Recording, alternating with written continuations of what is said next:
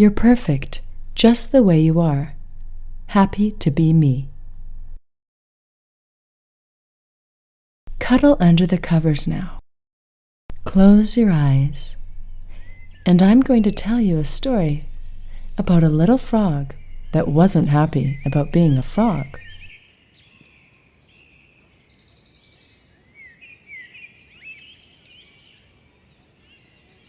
Once upon a time, there was a frog that lived in the pond on a farm.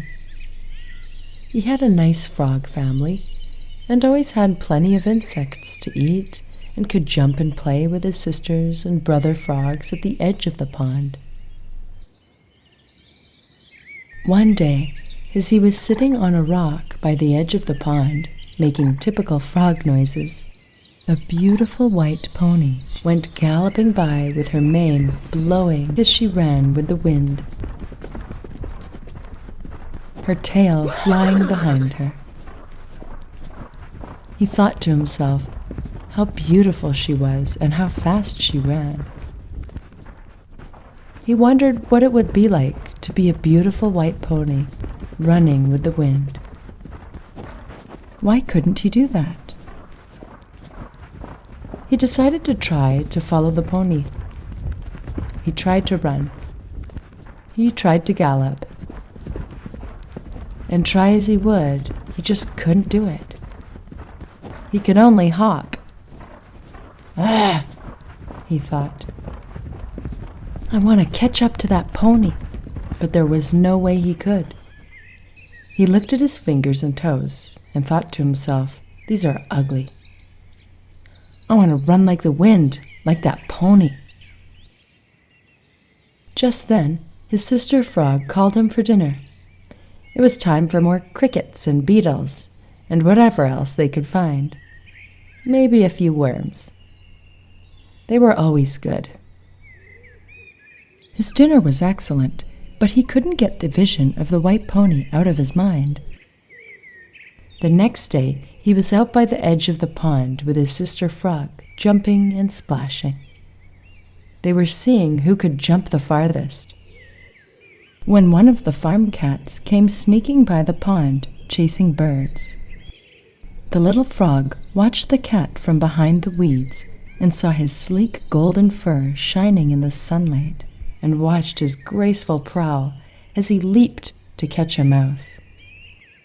The frog thought, I wish I was a cat. It is so pretty and graceful. I bet it's fun to be a cat. He tried to prowl and sneak like a cat, but all he could do was trip over his big feet and fall in the pond. Splash! His sister asked him what he was doing, and he said he wanted to be a cat. She just laughed and jumped on top of his back playfully, saying, You can't be a cat, silly. You're a frog.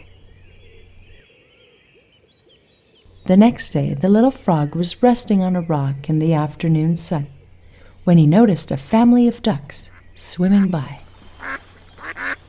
He thought to himself, I would like to be a duck because they have such beautiful colored feathers and they can fly. It must be fun to fly. He jumped off the rock and swam after the family of ducks. He tried to keep up with the baby ducks, following their mom, but he kept sinking and couldn't float on the top like they did. He was gasping for breath as he kept sinking down under the water. Just then, the father duck spread his wings and gracefully flew to the other side of the pond.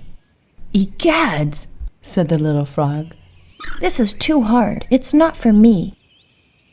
He swam back home to his family by the edge of the pond. That night, over a dinner of insects and bugs, his mother noticed her son not eating. She said, What's wrong, little frog? Why aren't you eating your dinner? He told her, I'm sad because I don't want to be a frog. I want to be a beautiful horse that runs like the wind, or a sleek, cunning cat leaping for its prey, or a colorful duck that can float and fly. Why do I have to be a frog? His mom sat down next to him and said, "Little frog, you are perfect just the way you are. You have your own purpose in this world. If God wanted you to be a pony, he would have made you a pony. But he gave you life as a frog, so you could eat insects and keep the insect population down. So there are not too many, but just the right amount of insects. He made you so that children can learn about nature from you." "What do you mean?" the frog asked. "What are children?" His mom explained. "Children are small human beings. They have arms and legs and hair on their head. They wear stuff on their body called clothes, and they love frogs and like to play with them. We teach them about amphibian life. They particularly love the way we jump because they can't do that. Not the way that we can, anyway. We are the best jumpers." The frog thanked his mum and cheered up a bit. He decided to practice his jumping skills. After all, horses, cats, and ducks surely can't jump like frogs do. The next day, he saw something he had never seen before. It was tall, with 2 legs and hair on its head. It came close to the pond and sat down on a rock. It was throwing pebbles into the pond and then started skimming rocks across the pond.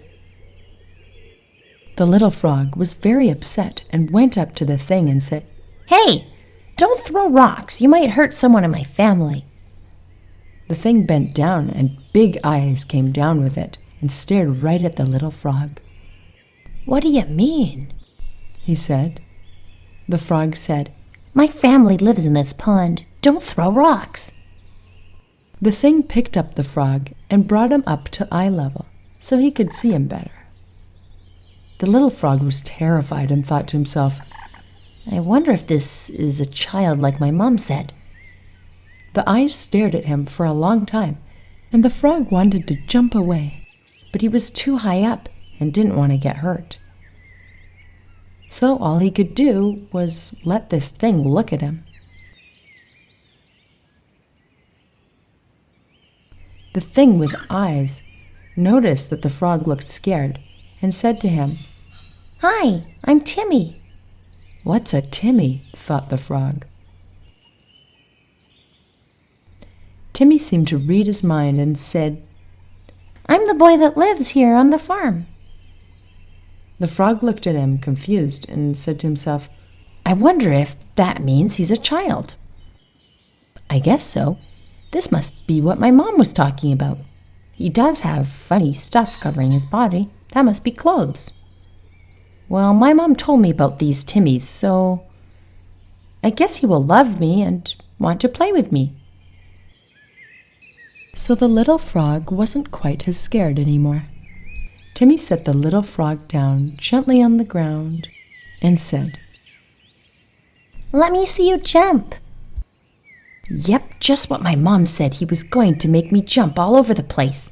Well, I like to jump, so I can amuse this Timmy thing." So he leaped and jumped and showed off for the boy.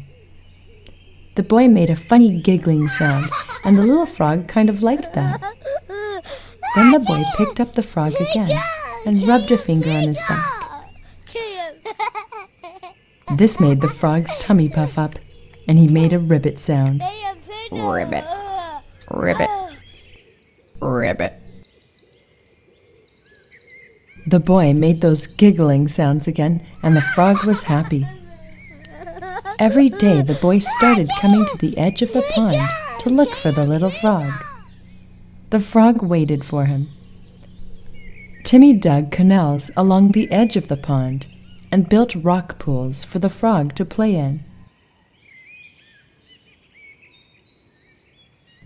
Sometimes the frog's sister would play with them too. The little frog loved it when the boy came, and he stopped wanting to be a pony, a cat, or a duck. He was happy to be able to entertain his friend called Timmy, and play for endless hours along the edge of the pond. He was happy to be just who he was made to be, a frog.